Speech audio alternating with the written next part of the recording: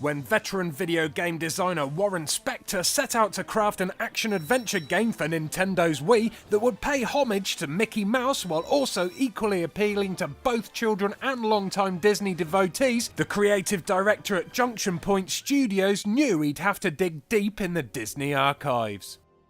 Well, we're at the Walt Disney Archives right now, kind of the nerve center of the preservation of this company's amazing creative history.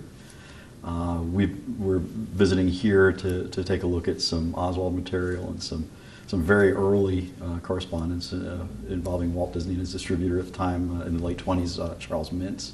The Disney archives are literally a treasure trove full of old Disney drawings and designs.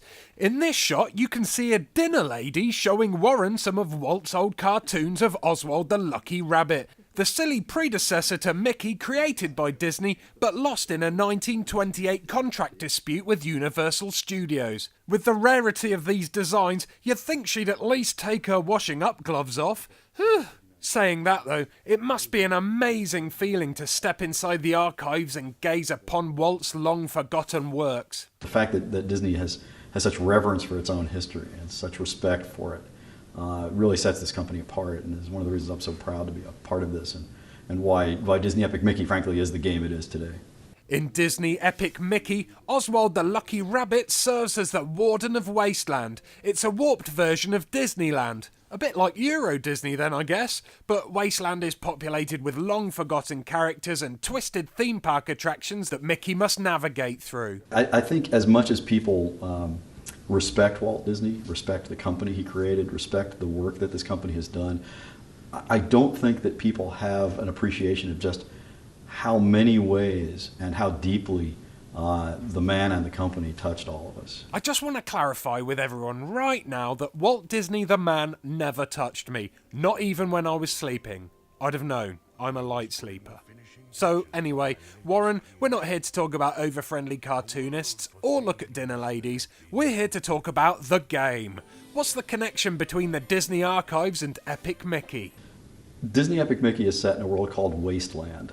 It's a world made up of 80 plus years of Disney creativity, forgotten and rejected characters, retired theme park rides, moth-eaten character costumes, everything that anyone at Disney creates that is rejected or forgotten or becomes unloved pops into Wasteland. The gameplay within Wasteland alternates between 3D realms that require Mickey to use paint or thinner to create paths and brush off enemies, and 2D levels inspired by old school cartoons such as Steamboat Willie and Clock Cleaners. Ooh, that's a tricky one to say. Throughout his quest, Mickey is presented with several moral dilemmas that could affect the game's outcome.